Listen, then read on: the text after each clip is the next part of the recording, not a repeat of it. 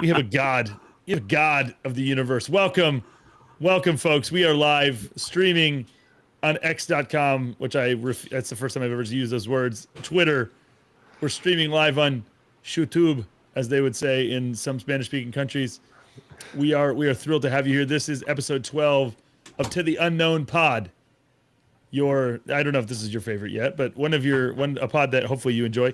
I am joined. My name is Jordan Bush. I'm the executive director of TGFB Media. We exist to help Christians understand and use Bitcoin for the glory of God and the good of people everywhere. I'm joined by the regular cast and crew on Tuesdays. The Island Boys. Up. What's up? So go ahead and introduce yourself. Run around the horn. Joshua Hawthorne.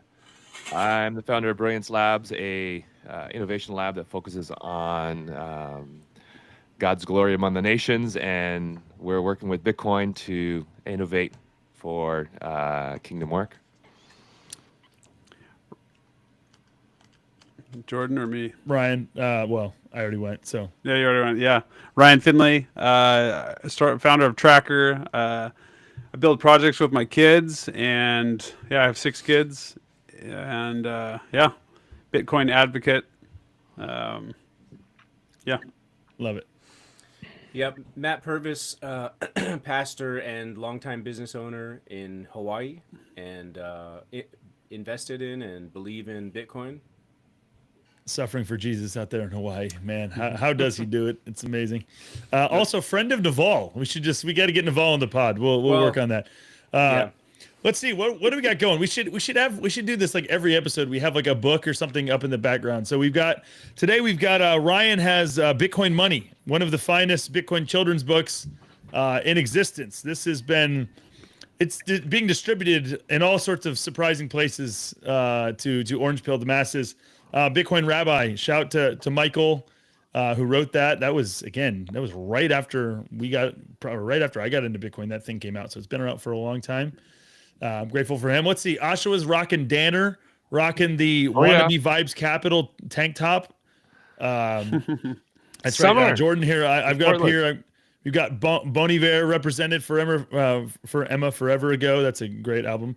We've also got let's shout to Chester at Ginger Sherpa on Twitter, rocking the very generously hooking us up with hooking TGFB up with a Tron clock over here. Not to be confused with the block clock. We're talking Blocktron. Blocktron is what it's called. Blocktron. So go get yourself one of those. Those will be available very soon in the days to come. So shout to Chester, very good friend of the program, friend of TGFB. Again, we've got just a whole bunch of stuff. So okay, if you're wondering what in the world do we do here, every week. This may surprise you, but we spend time on Twitter.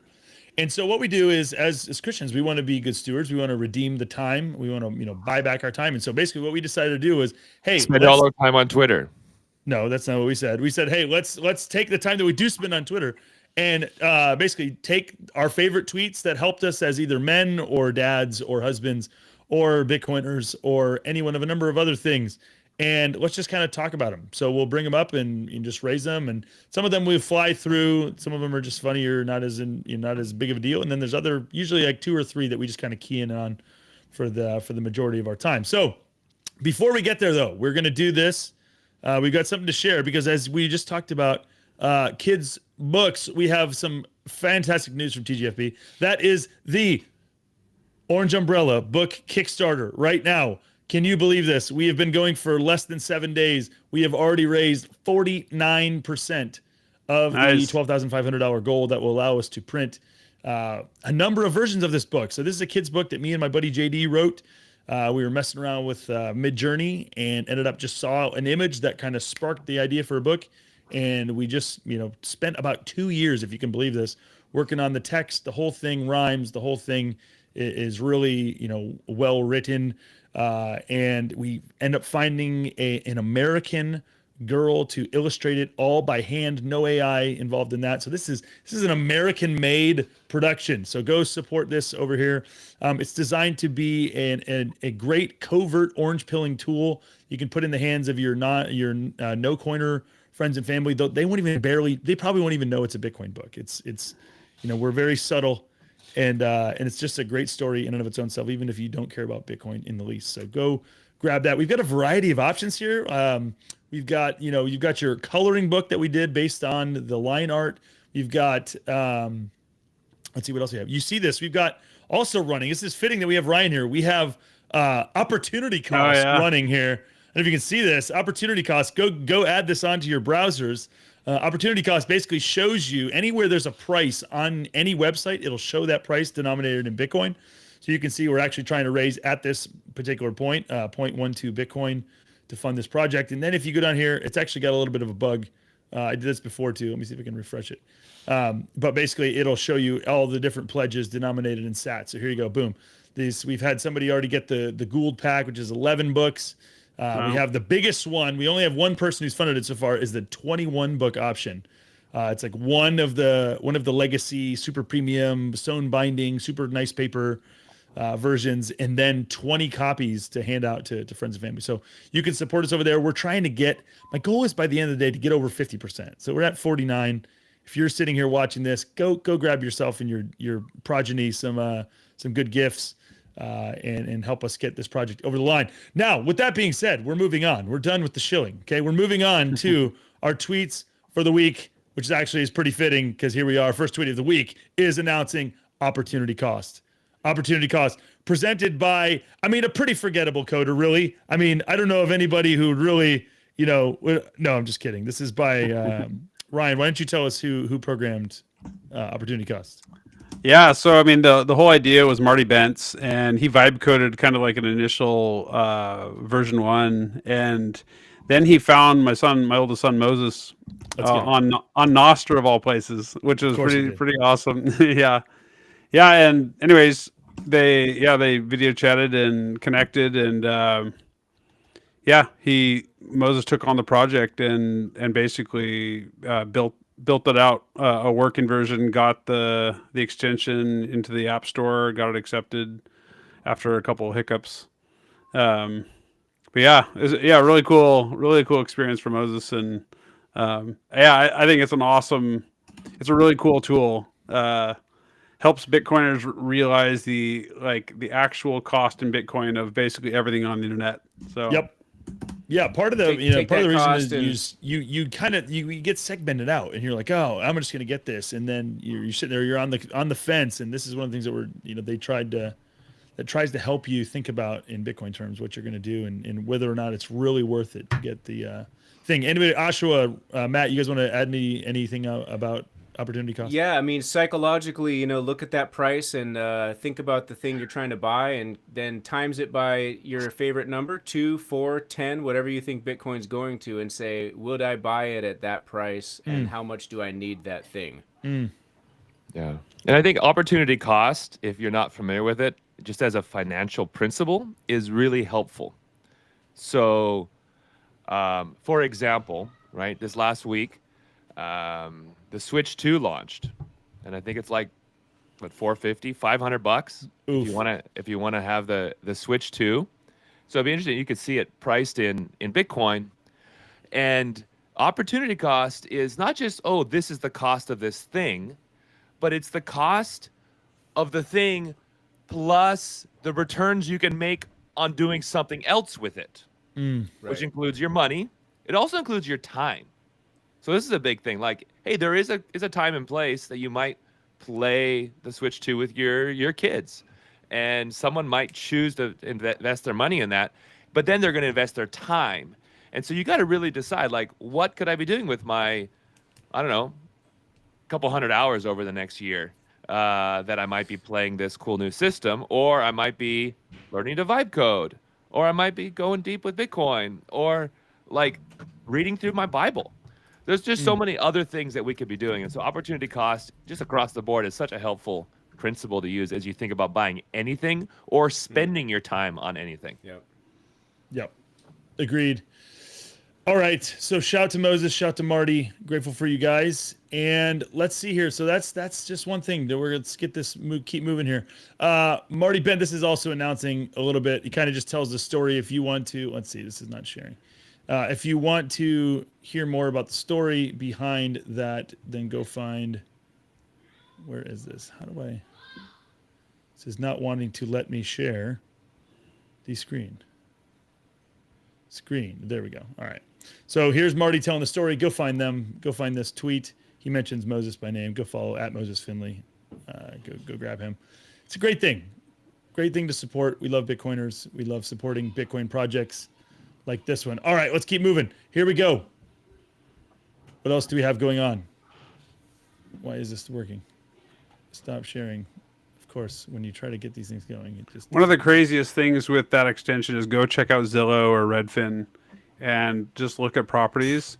Dude, And how we're down to like 4 or 5 Bitcoin for a house in some cities, and just realize that could shrink down to less than a Bitcoin for that house within 5 years, and it starts really blowing your mind.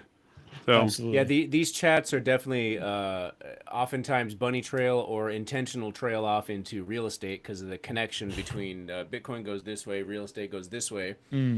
And part of that is just give an illustration that really spelled it out. I shared with my wife. Wealth Squad Chris, I followed for many years on Twitter. He gave an example. I bought a house for $500,000 in Houston or whatever. I think it was Vegas actually. And a few years later, it's worth 800.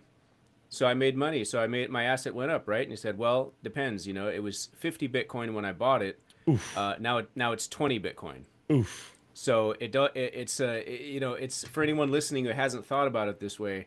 I don't even know if I'm there. I might be 40% of the way there, but flipping the whole thing to say, mentally, there, like flip the whole thing to say Bitcoin's real money. The other part is the shadow. And so if you price that investment that he gives an example of in Bitcoin, he lost more than 50% of his value. If you price it in dollars, you're like, yes, I'm up 25% or whatever. So sorry, that's pastor math right there. But Yeah, stop denominating, stop thinking in dollars, folks. Start denominating in something that geriatric presidents can't create out of thin air. All right, here we go. So we're gonna spend our big topic for today. Here we are. Adam Livingston had this to say: the death of the American middle class, the Bitcoin manifesto. Ash, you shared this. This is kind of your idea. Unpack for us. Why does this matter? So zoom in a little bit so I can. I'm sorry. It's not wanting to show the. Be a little easier. Yeah, there you go. Okay, let's cut the BS. The American middle class is dead. It's gone, buried, cremated, ashes sold to Fidelity for collateral. The boomers bought homes for 2x income.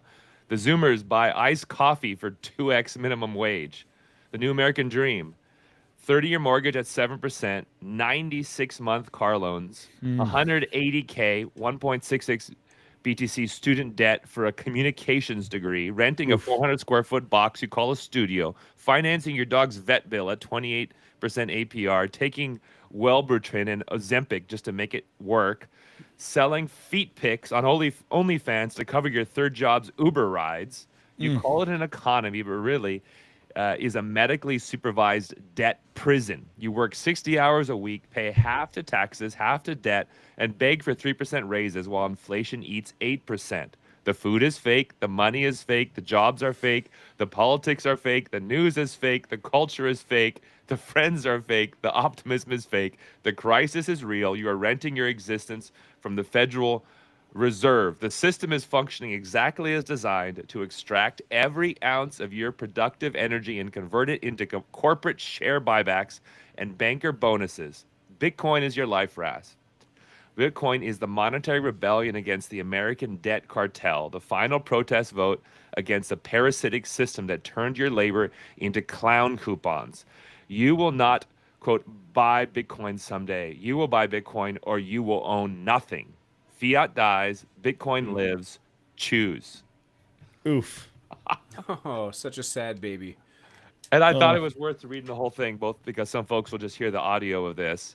Yeah. And I just felt like it just captures the picture so well, where if you just talk about like the individual paper cuts, it doesn't feel like much. You're like, well, I can handle this little thing, or I have this issue over here. That's kind of expensive. Or I have this health issue here and this like chronic issue.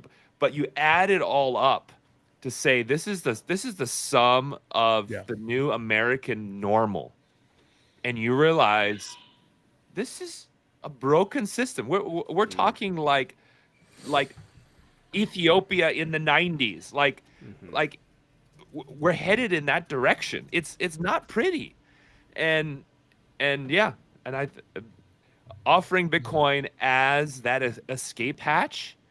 I don't know of any other. Like, I mean, try to name one that's available to people. I mean, maybe you can do the Wall Street bets and find a meme stock and just somehow like win big, or like we were just in Vegas for this Bitcoin conference. I don't know if you guys noticed this. If there's in our area, we have on the reservations, there's casinos, and so there'll be big like freeway signs advertising the casinos. There's always people smiling in those advertisements. Okay, how many smiling people did you guys see in a casino in Vegas? Not a single person smiling. Yeah, man. And what was the average age of them? Every once in a while, you'd see somebody who had just had their little slot machine, like give them a few little digital tokens on their screen, and they would be all smiling for a moment. But yeah, most of it. I mean, most of the people I saw were middle age, if not older, and just getting wrecked by. Oh, man, yeah, we could talk about just these digital, like the digital games. I'm like, how do you? I mean, all of these are just such scams. Ugh. You know, I was chatting with my wife about this yesterday, and she's listening to the whole. She's getting into all this and making it trusting me with taking risks for Bitcoin and things like that. You know, we don't consider it risks necessarily, but flipping that system. And I said, you know, for me as just a human, from a human element, if you're 20 years old and you're listening to this and you just heard what Ash said, it's like it's not just in your mind. You know what I mean? Now, this is true for everybody, but the people I think of the most are people who are like 20 right now. You know, how does your prospects look in terms of career, in terms of being able to start families? And then as Christians, I hope we're all thinking about, okay, this is actually human life we're talking about. It's not just how much zeros you're stacking up. So if you choose not to start a family or not to get married or not to go into, you know, a productive career, and those all might change soon, you know, too, as far as how does that interact with the future with AI and Bitcoin. But I just want to say I feel for you. If you're 20, you got to make some good decisions right now. And going back to what I said to my wife, I said, my confidence in the fact that this real estate and this whole system has to get seriously corrected has a lot to do with this entire generation is going to say, why are things this way? And the answer is actually not too hard to find. The answer is some of what you just said, and the idea that the generations in the past essentially borrowed from the future, which is us, but especially as you, 20-year-old, they borrowed from the future in order to pay for lavishness and for riches that they now hold. But those are all based on the system continuing as it is. And so imagine this generation starting to come into power and at large, political activism, political just voting even, as well as voice and, you know, all those kind of things. That is one of the many powerful reasons why the system is due for a massive, massive correction back to reality. Agreed. All right, let's keep moving. So we're not going to have to go far because Adam Livingston's just stays tweeting bangers. This guy. So again, apparently Adam, I was not familiar with his work. He's author of the Bitcoin Wizard, author of the Bitcoin Age and the Great Harvest.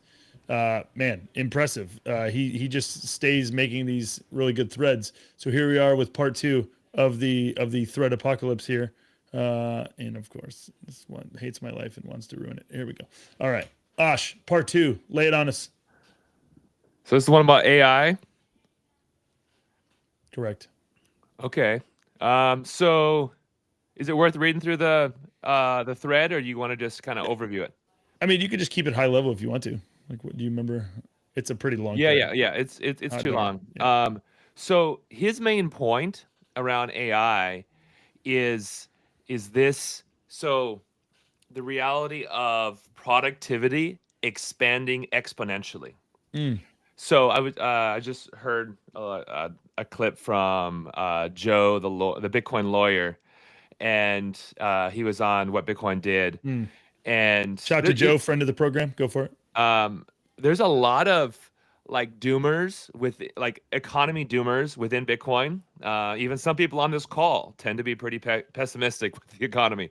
But it's Joe Carlasari. He's making the argument. He's like, well, AI and like Optimus bots, they're gonna 100x, 1000x productivity, and so we will have a growing economy, and then you're gonna have people out of work, and so they're gonna money print to, I mean, maybe it's universal general income kind of things, but it's this idea that you have the multiplication of productivity with AI, and then in that world, everything gets commodified. Everything, right? I mean, go Squirrel just a little bit. Nope. So he's making this point. He's like, This one.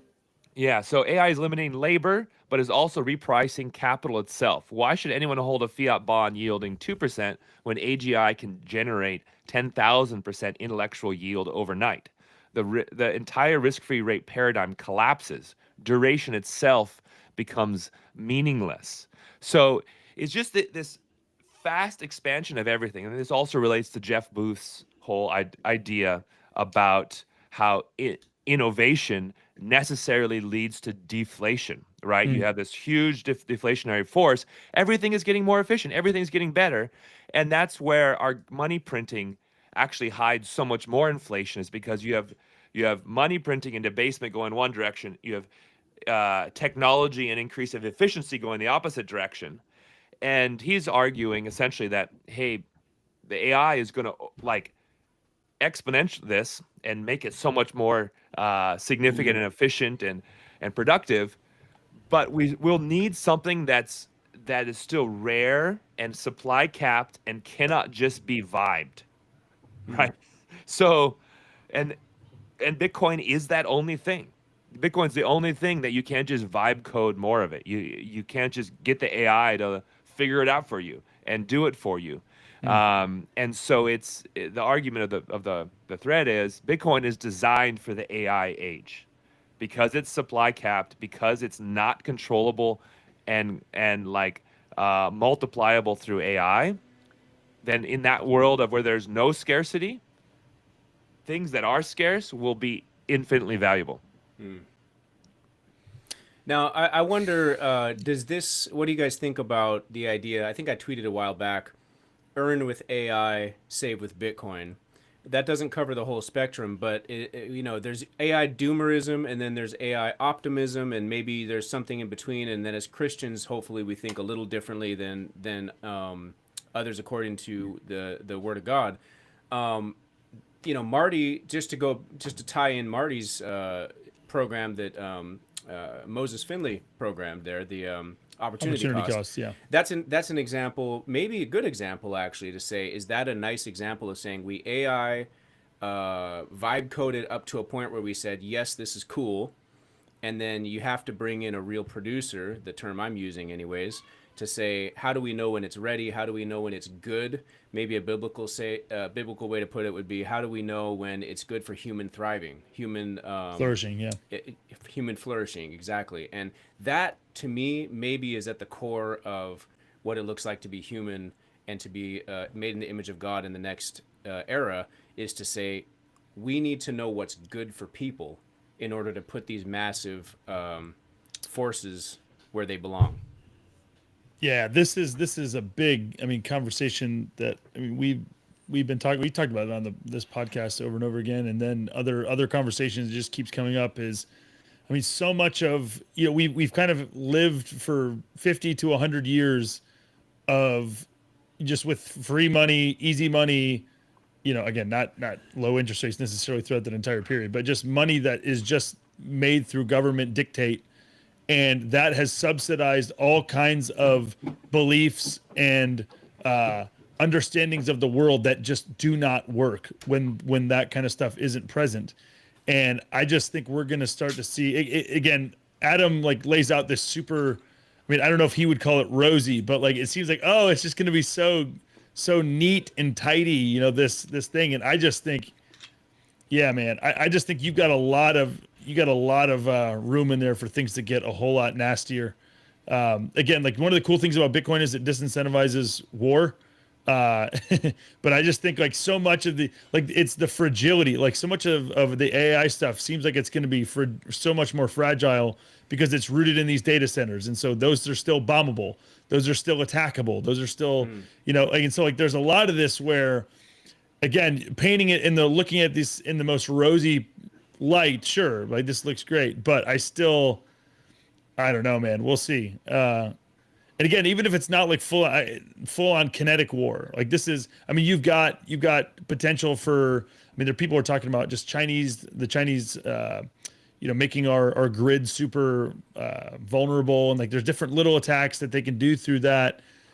It's difficult to consider going to war with the person who owns most of your debt and who is providing most of your stuff. Like there's just a whole lot of things that are. I don't know that are pretty tricky. So I don't know if I'm quite as if I buy into everything he's saying. I would need more time to kind of chew through it. But Well, can I? Oh, go ahead, Ryan. No, I was going to say, yeah, I think I heard just a couple days ago.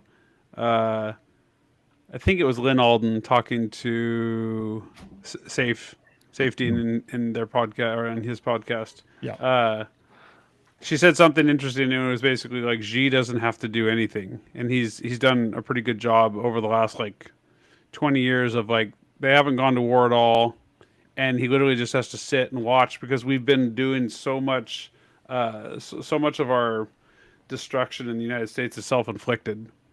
For example, we don't make anything, yeah, including like things that are really important. So like we have horrific storms or hurricanes or fires and things like that, and we don't make our own power transformers.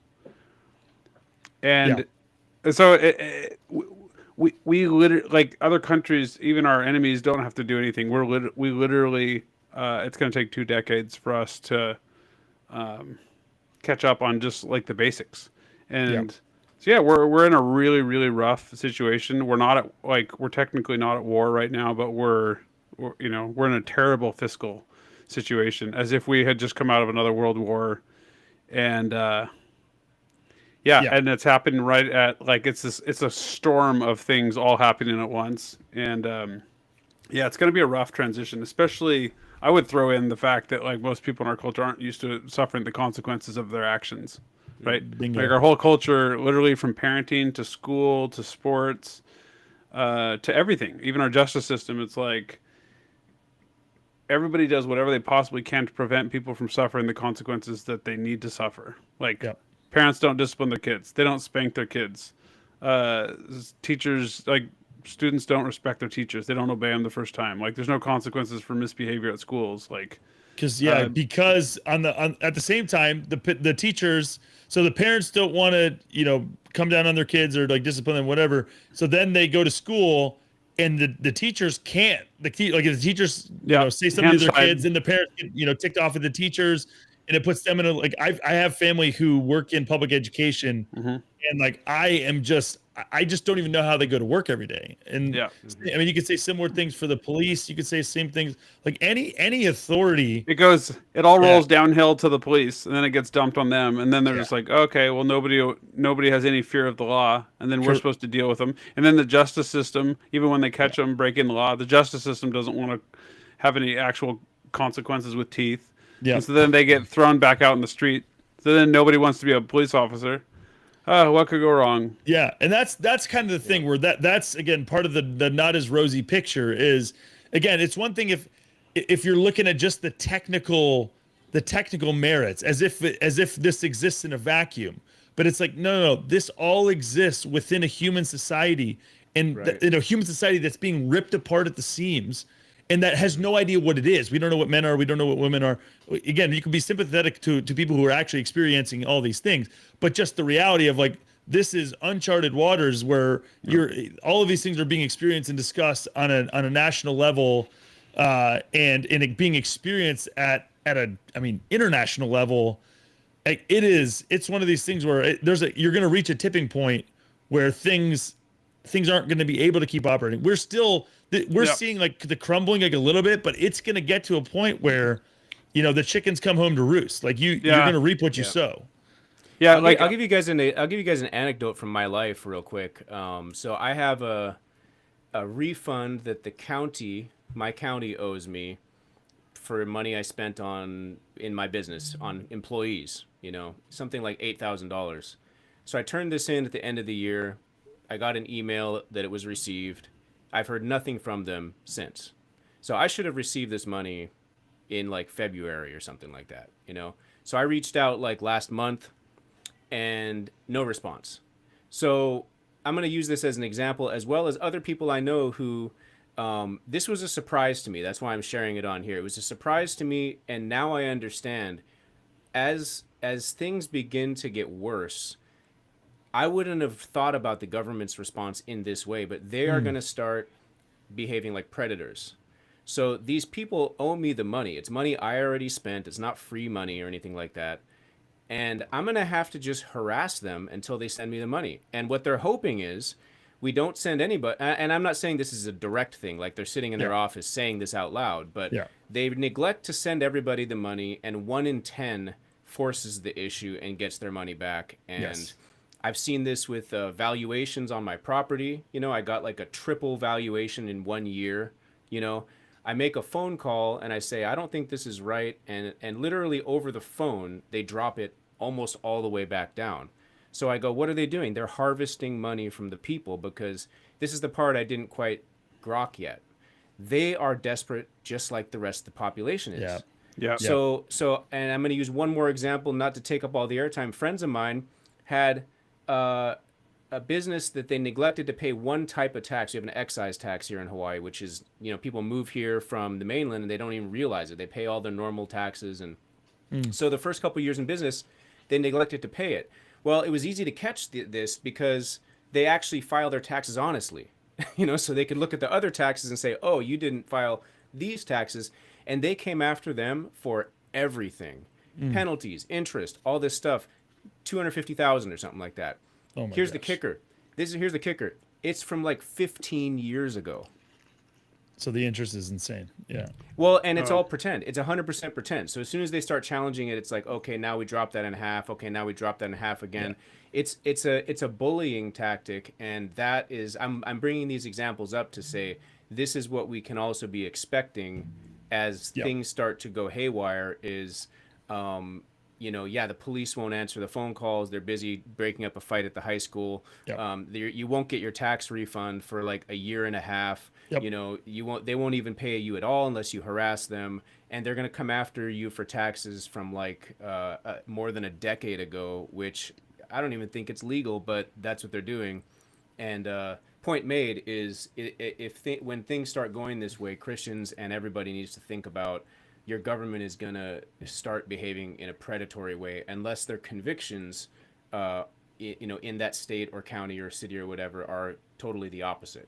Well, and what the other thing that you get part of this is at the same time that's happening, you have an ever increasing percentage of the population who's working for the federal government. And so as inflation keeps going up, everybody's margins are getting tighter and tighter. And so then you're that much less likely to try to like rock the boat because of what it could mean for you losing your job. Yep. And so it's like this death by 1,000 cuts in 100 different places. Like we experience it. The other thing is the more people that work for the government, the less people, governments and big corporations, right? So like if you have like a kid, you're going out to eat. Okay. You could, 50 years ago, you would go to a business owned by an actual couple who lives in your community. Whereas now you're going to McDonald's or to Chipotle or whatever. And again, these people are just getting minimum wage jobs. They're making like limited amount of money. They have no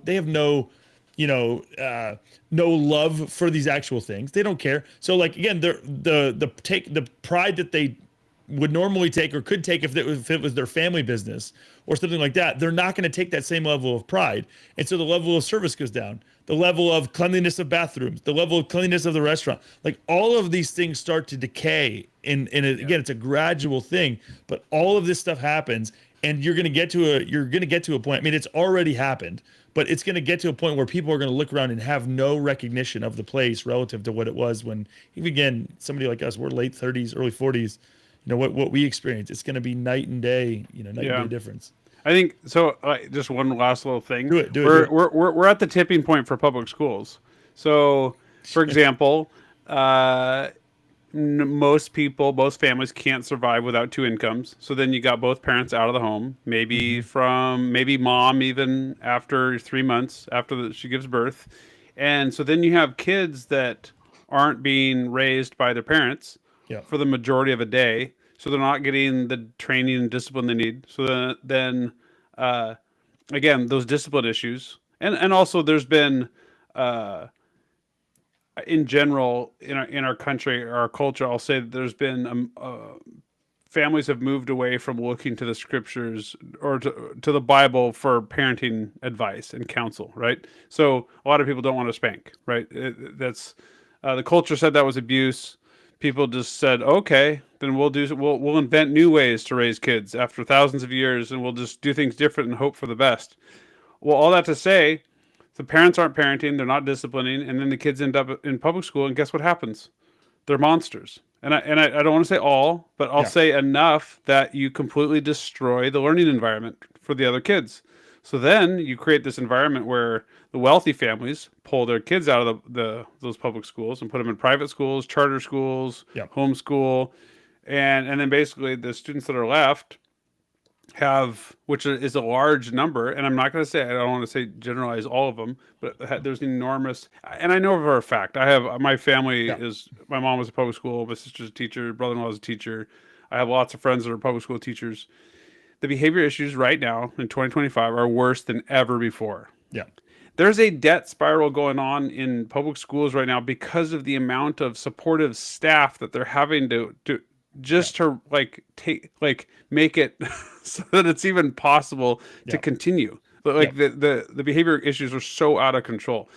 And there's not enough money. So then all of a sudden they're spending $25,000 per student because you keep increasing staffing costs, supportive staffing costs, administrative costs. The whole system's going to blow up here. And now you throw in AI and the fact that that whole aspect of it and the implications on education, and dude, again, I'm an optimistic person, anyways, that whole system looks like it's about to implode. So some random nim shared this on Twitter. Let's find out here. A consequence of broken money and poor eschatology. So the furniture my grandparents left me versus the furniture I'm leaving my grandkids. It's like, oh, super depressing. Shout out to IKEA. At the same time, we're it's a bummer. Again, we can be grateful, all these things. We should still be grateful for these things, but it is, again, this is like degradation of, devaluation of people, devaluation of labor, skill, all these kind of things you're seeing in real time, or prioritization of certain things over against other things. It's depressing. Yeah, well, the whole back to the opportunity cost, and once you start thinking about when you lower your time preference, you buy things that, this would be great for my great grandkids to one day have, that it completely changes your mindset on how you view everything. You don't want to buy things that are you're gonna throw away in the dump within a year because it wears out. So it changes you. You're no longer buying furniture at Walmart. You want to buy, something that's gonna last for decades at a minimum. So or make it. From a local craftsman. All right, we continue. Here we go. We have Ray Dalio. Another encouraging one. Man, this is just quite the encouraging episode. All the sunshine, all the rainbows here, folks. Let's try this. Civil War. It went from a changing world order to take out the changing world and just say civil war. Right. Yeah, and let's be clear here. Again, this might be, especially if you're a Christian watching this, you're like, oh man, this is doom and gloom. We are not people who are sitting here just acting like, this is going to be horrible. What's going to happen to the world? None of that. At the same time, it's chickens come home to roost. You reap what you sow, and we've been kicking the can down the road for decades. And so eventually these chickens are going to come home to roost. So, Ash, Civil War. Why? What impacted you about this? No, this wasn't mine. I haven't read it actually. So that was mine. That was mine. Oh, Matt and, the Encourager. Here we go. Yeah, I'm gonna have to like vibe this one because this is extremely long. But Okay. Yep. but some Ray is not. He's very clear. Although I wish it was like half the length. Yeah, this is He's an insanely. Look at this. Oh my gosh. It's is that even an article? Are they doing books now on X? What's going It's on a here? full-on book X. It should be like a publishing button. He's not talking only about physical violence, civil war. But he is talking about a lot of the things that you already mentioned about the essentially no middle class in any practical sense. It's like the middle class hollowed out, and it gets to a point. He has like 1, 2, 3, 4, 5. I think he has 6 stages in like civil breakdown. Do not ask me what they are. Like I said, I'm vibing it right now. But he's talking about what it takes to get to like stage 5 and 6. But a lot of it does have to do with the lower income strata kind of realizing what's going on, reacting to that, and essentially at some point demanding that change is made. And if the demands aren't met, that's when potential violence starts happening. I'd have to kind of see. It's been a few days since I read that. I'd have to kind of see some of the highlights there. I shared a Grok summary. If you just scroll down, someone said, "Hey Grok, summarize it in 5 points." Oh, Where'd you put it? I put it in our studio chat. What a great idea. Look at this. Look at this use of AI. Incredible. Here, I'll share that since this is my responsibility here to to vibe it. Okay. Yeah. Go ahead. I'll just plug another book. The Fourth Turning is a really good book that kind of describes a lot of what Dalio talks about. And yeah, I mean, I think we're basically going through one, and yeah, it's going to be kind of a crazy. So here, this is worthy of reading. I'll read this out loud. The U.S. number one. This is a Grok summary. The U.S. is in stage 5 of internal order cycle. That's 5 of 6, folks, with bad finances and conflict risking stage 6 civil war. Wealth gaps, high debt, economic shocks fuel the societal tensions. The governments face constraints, therefore they raise taxes or cut spending, also risking unrest or inflation. You might know that a lot of our spending is on entitlements or support or whatever you want to call that. Populism, extremism, and a loss of truth in discourse increase conflict risks. Now, without bunny trailing, I think a lot of what we're seeing in LA right now, I'm shocked at when it goes to the loss of truth. I'm shocked at the level of it's not just the rioters themselves. I'm seeing stuff in like the Mexican Senate, and these guys are showing little maps like, well, it all used to belong to Mexico before anyways. And I'm like, okay. And I'm not going to say the president of Mexico said that. That was in the Senate. But the president was saying some fairly stuff that I thought was a bit crazy herself. Like very like, hey, you can't do this. You can't, put constraints on money that's sent back into Mexico. And in context, this is like, that was the part that shocked me, is that people in leadership positions were implicitly or explicitly supporting the kind of violence and rioting that was taking place. That's number 4. Number 5, civil war could emerge if disagreement systems fail. I don't really know what that means. Potentially with foreign involvement. A point I'll vibe on that is he's pointing out that not all of this is even internal. This is also external with some of the TikTok as well as all the other social media being influenced by our outside political and national opponents who would love to see us in more chaos.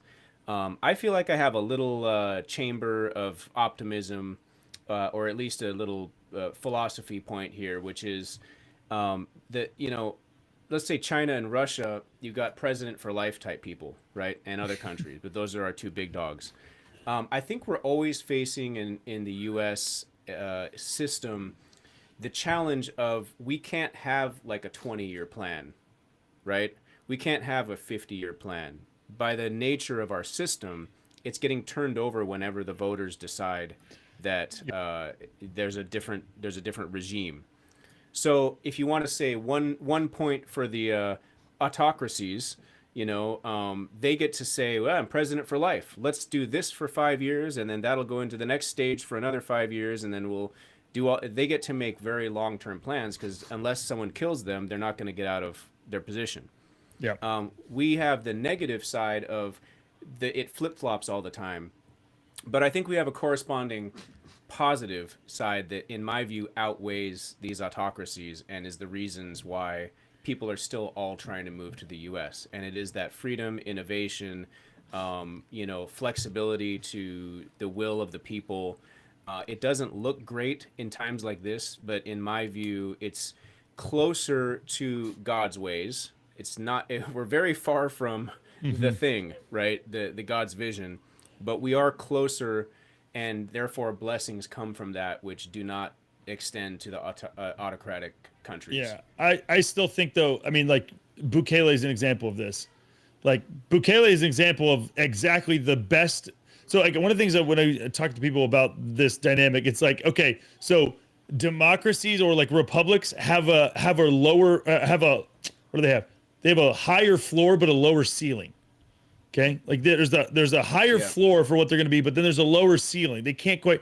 Whereas with what you see with Bukele, like obviously he could use his powers for evil, but he is able. Like things were so corrupt, so bad that you need. It's actually the best possible thing that could have happened is to have a moral person come in there and literally just be like, we're cleaning house, like we're not playing games. Like this is because like so much of there's so much corruption that hides in bureaucracy, that hides in laws.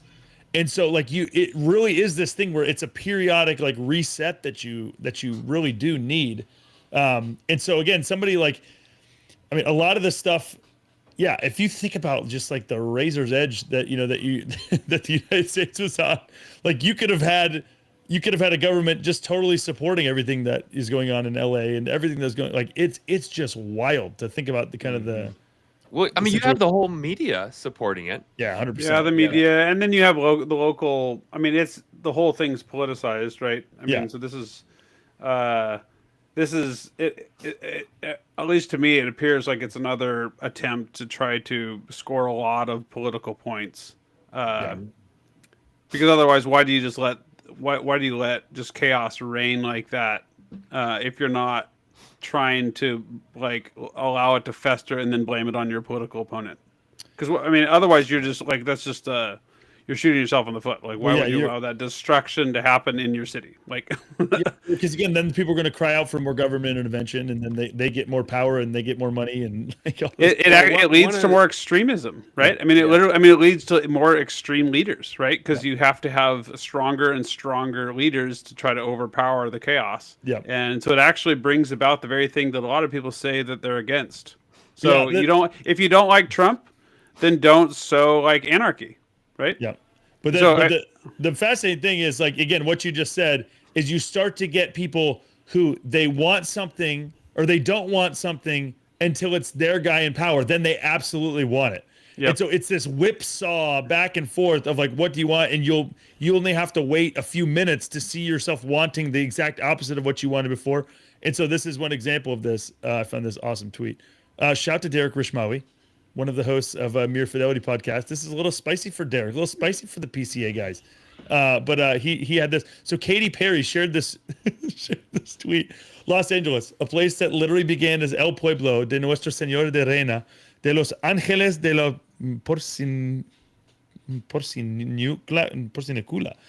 founded by Mexican settlers in 1781. This was once Mexican land, and the people being targeted today are often descendants of those who've lived here for generations or came seeking safety, work, and dignity. And Derek, Katy Perry coming out strong for the Spanish conquest is a true leftist onto amazing stuff. It's like, now we're actually rooting for the conquistadors. We're rooting for the colonizers. Is now like the left thing that's acceptable. Well, and in case anyone out there didn't make the connection, there's a connection there, which is that the previous system and the direction we were going is actually very much like those autocratic states. Yep. So it's moving in the direction of, whether you realize it or not, what's going on in Russia, what's going on in China, by philosophical beliefs. You're moving in that direction. And so moving away from that direction back to, as far as possible, back to the freedom and especially the principles that of God is where we want to go. And it's going to be very difficult to do, because how do you change a very broken system from within the system, and at the same time, like, have millions of people realize that the entire system is completely, like, they're completely hosed, and literally, like, of course the media is going to be like, look, this was all Trump's fault. Like, Yeah. 5 decades of monetary debasement and completely Yeah. destroying the money and breaking everything. Look, it was the orange man's fault. Get him. And it's just like, and we're seeing it, right? Like, Yeah. people, like, don't understand what's going on at all, and they're going to be very, very gullible when it comes to, like, oh, who should we blame? Tell us who we should blame. So And this yeah. I'm sorry, Ryan. Go ahead. No, I just think this, like, what we're seeing right now, like, yeah, it's going to be, I would say it's going to be this or worse for the next 20 years. So Ray points out here on this part I highlighted that the democratic system also breaks down when you're going from stage 5 to stage 6, which means that yes, the votes may, let's just assume the votes are counted properly, which we can't even assume that anymore. But if you did, the population decides what to do, he says, but the problem with one person, one vote begins where leaders are basically selected via popularity contests by people who are largely not doing the sort of thoughtful review of capabilities that most organizations would do when trying to find the one person for an important job.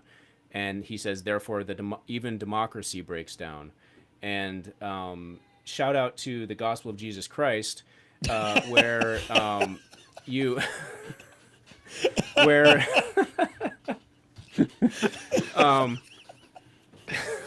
Let him preach, man. Let him Go preach. for it. now I forgot what the gospel is. I forgot my point. Shout out to the gospel that, in contrast to cult life, in contrast to raw politics, the gospel is being spread by convincing others of the truth by our words and by ideas. And I would even say that certain Christian denominations, especially throughout history, but even now, focus on raw power and belonging and belonging to institution, belonging to certain traditions in a way that is not true of the gospel. And so what in my view, what is it that pulls us out of this political problem? That's similar to, we have to be able to convince our neighbors to care about rule of law and about the truth and things like that. And it's not just by your side getting all the power and winning. It's about convincing, which hopefully things like this podcast and others are part of that mission. So just throwing in a little current events. I don't know if you guys have followed any of the Southern Baptist Convention. So I don't think any of us are Southern Baptists here or members of not Southern even a little Baptist bit. churches. But it matters because it's the largest Protestant denomination in the country. So they just had a vote on whether to disband the ERLC. Evangelical Religious Liberty Commission or something like that. Yeah, so it's essentially Russ Moore led it. It was I mean, going back to the 70s and 80s, it was the Christian right. It was the idea of how do Christians influence political policies and speak truth to power and all that kind of stuff. But there's almost a majority of people, so a very strong minority, feel like it's entirely lost its way, and under Russ Moore's leadership has actually just become a megaphone for the progressive arm of the church and of the political arena, and they want wanted to scrap it and start again, building from the beginning of first principles. What does it mean as Christians to engage in the political discourse? So it's just that they're not representing the Southern Baptists well. Like, they're not representing what they're actually saying they're going to do. So I think they ended up, the motion to disband it didn't actually pass. It was like 52-46 or something like that. but yeah, I've got friends who are on the floor trying to make that happen. Actually, shout to Chase Davis, Pastor Chase Davis, who's going to be on this podcast next week, talking about an article that he recently wrote. He was on there putting forward a motion. Actually, his was a different motion. Josh Abatoy is a friend. He was also there trying to push that forward. William Wolf, but bunch of good dudes who are down there. Just trying to help the leadership of some of these groups that are getting lots of funding, that are sitting on Capitol Hill, that are being, at least theoretically involved in making policy and representing the largest Protestant denomination in the United States. Again, by reliable account, they're not doing that. Like, they're not actually getting in the room. And then they're not even leveraging, like, there's a story that, like, they weren't pushing, like, for example, abortion's a big issue in the evangelical world, humongous issue within Southern Baptist convention. And so this was something where, like, they weren't even pressing on that issue for some reason in a number of state bills that were getting passed. So big deal. A lot of stuff going on. We could talk a lot more about that. Let's keep marching here. We got Ryan there. That's the furniture one. Let's see here. We got that one. Okay, here we go. I think this might have been mine. Let's share. Guys, meanwhile, all right. Get your positivity loaded up. We're already at 55 minutes. Yeah, let's get back to some, like, Bitcoin fixes this. Here we go. Tell me if you can hear this. This should work. If you live in Argentina, I think that this business is like one of the most powerful ideas in crypto. To actually go back to the whole, like, thing about alts and long durations, like, I think crypto is here to stay, and I think that for so much of the world, if you live in, some people think America, but if you live in Argentina or Nigeria or Turkey, like, you don't buy life insurance because you're going to live longer than the Argentinian peso. So these insurance policies, like, high net worth individuals use insurance to wrap LP commitments, to, like, cover estate tax burdens, like, you put them in tried trusts. Like, we help people do all this stuff just in Bitcoin, for the type of, like, long-term store of value and inflation hedge that you talked about. I think that this business is like one of the most powerful. Come on, there we go. So, I mean, just looking at, so again, with everything else changing and with currency collapsing, one other thing that you have to think about now differently, you have to adjust how you think about it, is life insurance and is insurance more broadly. Because again, if you start planning out, like, the economics of insurance stop making sense in the same way if you're denominating them in a devaluing currency.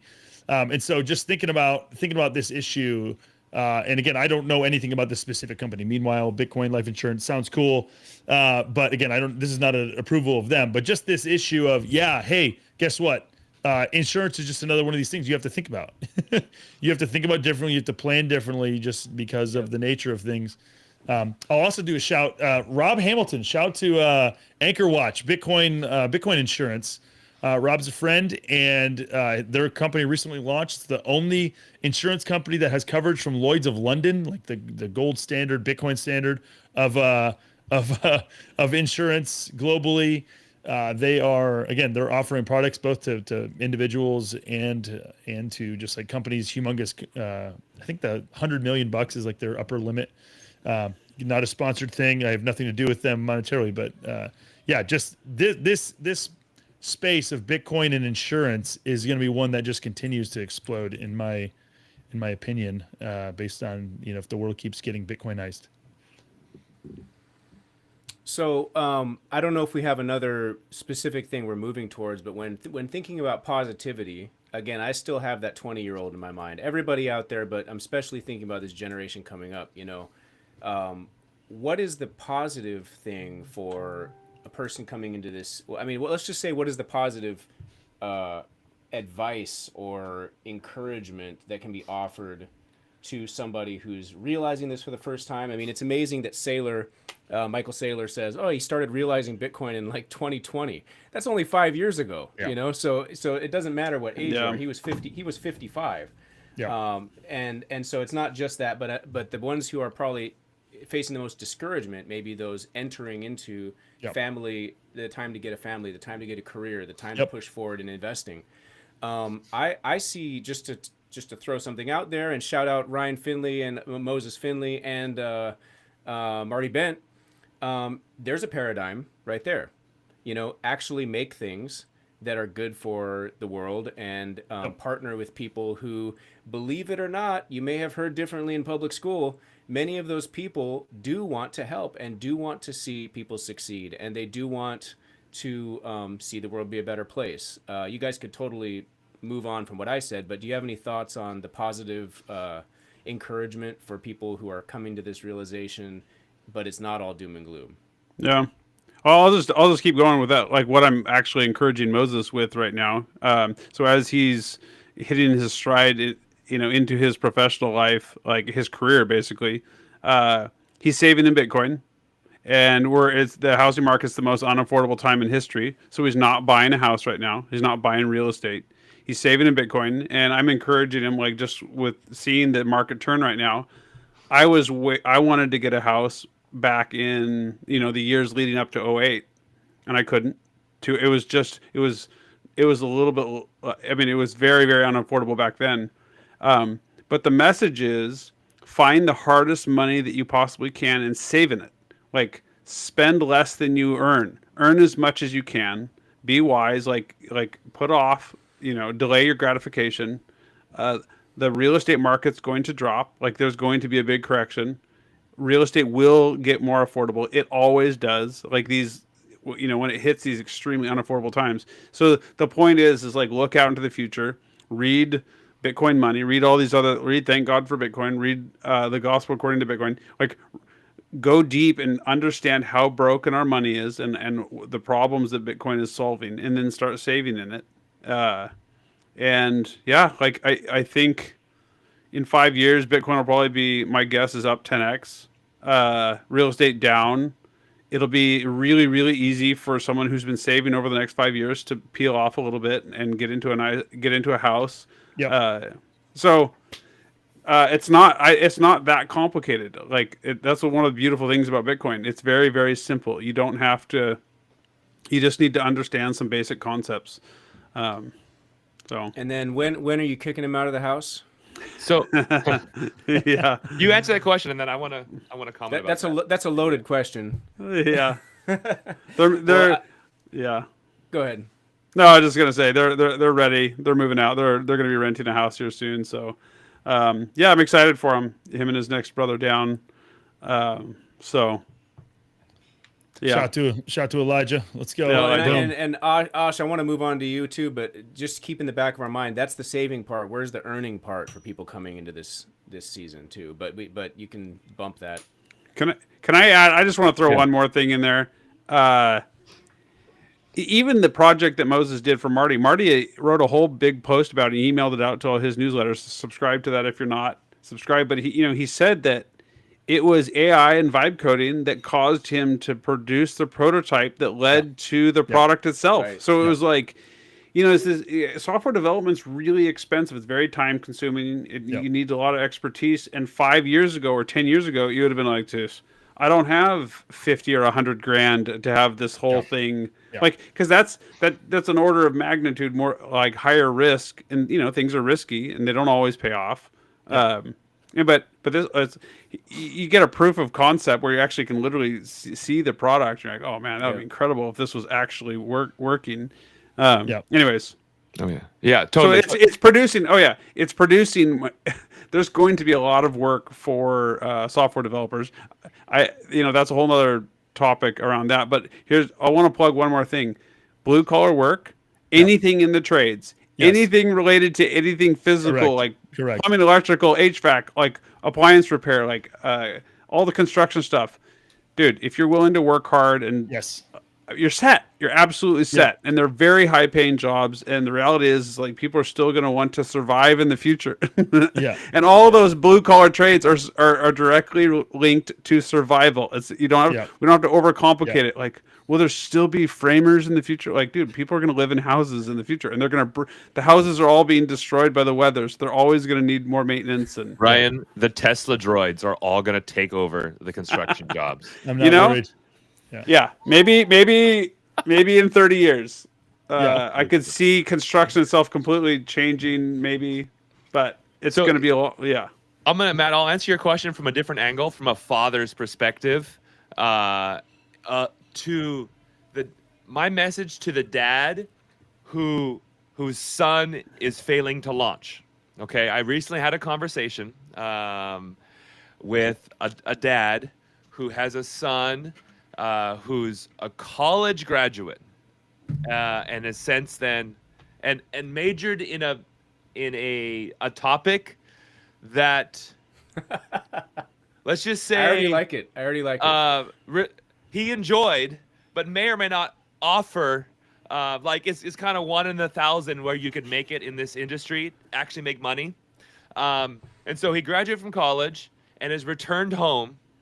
He does not have his driver's license, does not want to get his driver's license, and really spends a lot of time on his computer and in games and this dad was sharing the wins for him is that he's learning to pick up after himself with his laundry and make his own food and do his own dishes. Jordan Peterson. So he's like, okay, this is what we're working on. And so I had this conversation with him, and he's a Christian dad, but clearly he made some decisions early on and set some trajectories that has set his son up to be not ready to launch and provide for himself, right? No job, no license, all this, and he gets his gifts from his wealthy grandparents, and he just saves the cash, and so he still has a bunch of money, but it's just spending money because he doesn't have to pay for any of his needs, and so I shared 2 principles with him. So first, this is from Galatians 6. In chapter 2, it says, bear one another's burdens. Sorry, chapter 6, verse 2. Bear one another's burdens and so fulfill the law of Christ. If anyone thinks he is something when he is nothing, he deceives himself. But let each one test his own work, and then his reason to boast will be in himself alone and not in his neighbor. For each will have to bear his own load. Okay? So here you have this principle, this call to bear one another's burdens and fulfill the law of Christ, which is the law of love, right? But also, hey, don't think too highly of yourself and bear your own load, right? You're responsible for yourself, and your own boasting is in your own work. Don't boast in someone else's work. Don't rely on someone else's work. And so we need the discernment as parents and as young people, right? To know, hey, this is a burden. And as a parent, I need to help my launching child with this burden, right? Maybe it's buying that first house when the market's better. Maybe it's helping with education and trade school, right? Maybe it's arranging their marriage and getting them around some other good Christian young people their age. I'm only half joking about the arranging their marriage part. But then you also have the discernment to see what is their load that they need to carry. And I'm currently taking from them and spoon feeding them. And if you're doing that to your adult son, you are sinning against your son. You need to repent to your son, apologize, and then start new. Yeah. Right? Clip that. So I shared that Galatians 6 principle, and then the application to my friend was, I said, hey, there's 31 chapters in the book of Proverbs. Read 1 chapter a day for the next month and just highlight and take notes on what a fool looks like and what a wise man looks like and what a father says to his son so that he becomes wise.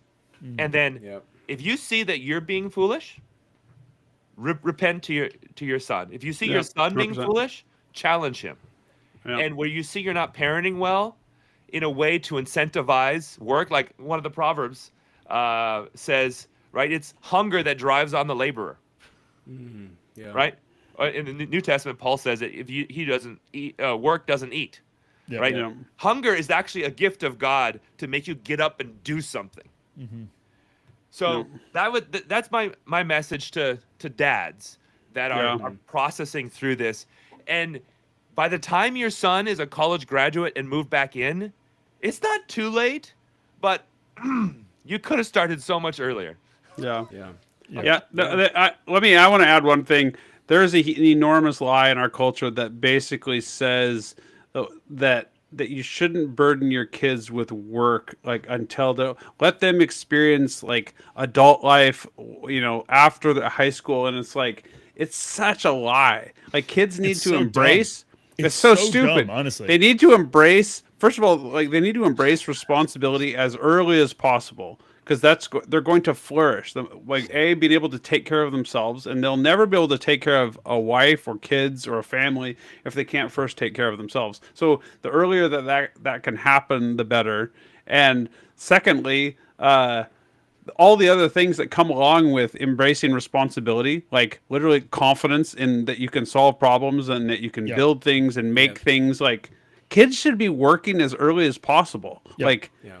it, and like the like again, I'm not completely against sports and all the extracurricular activities, but like holy smokes, like dude, 99.9%, they're not going to make it anywhere in any of those things. It's at the end of the day, it's almost it's not activities that are going to be that are going to encourage flourishing when it really matters. And you'll get people who will be like, and again, because I mean, you can get people who are like, oh, well, you just learn so many things in sports. It's like, yeah, you know where else you could learn all those same things? Work. Like you can learn a lot of those same things if you're working, like especially if you're doing physical labor, you're actually working. And on top of that, you're learning to like problem solve with difficult to work with people. You're learning to manage money because you're making money. And again, then you can be contributing to not only the needs of yourself, but also your household and potentially future household. Like all of these things, it's not like, oh, we just hate sports. It's like, no, you're delaying adolescence in a very real way, in ways that just are not helpful and are not serving. At the same time, like I do think just like everything else, context matters. And so like in Uruguay, one of the things that happened was like they're 30 years farther down the road in terms of currency devaluation and lots of stuff like that. And it's totally normal for people to live with their parents until they're like in their 30s. And so because like you can't, like real estate is just priced way far out of reach. And so like there has to be some sort of context recognition. But yes, if you're just sitting home doing nothing, then like, yeah, that's that's one of these things where you're looking at what does it mean to be human? It means to think about and provide for the needs of other people other than yourself.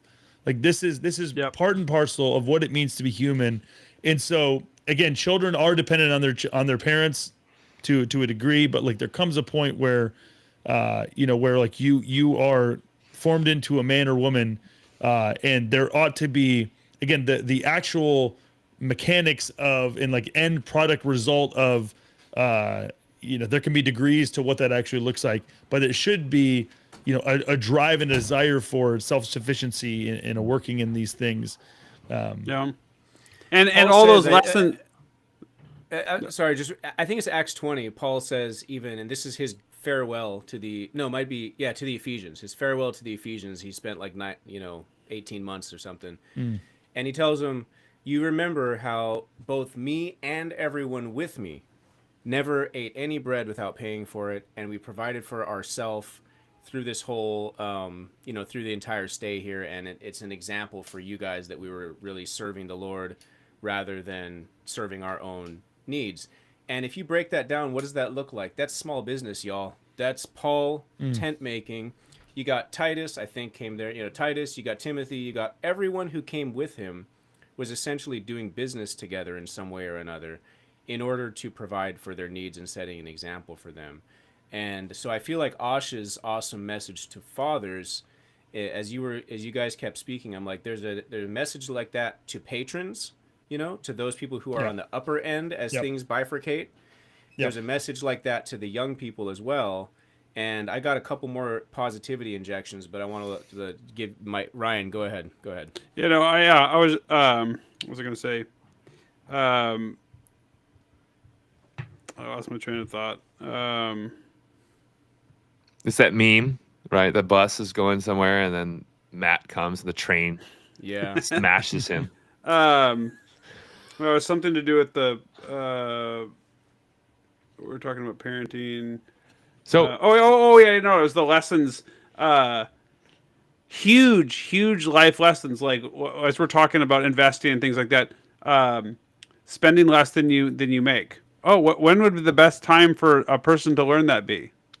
at home when they're learning lessons from their Yep. parents. Like, why would you want them to learn such, and maybe not even learn such a super important lesson until after they get out of high school and they move away? Yep.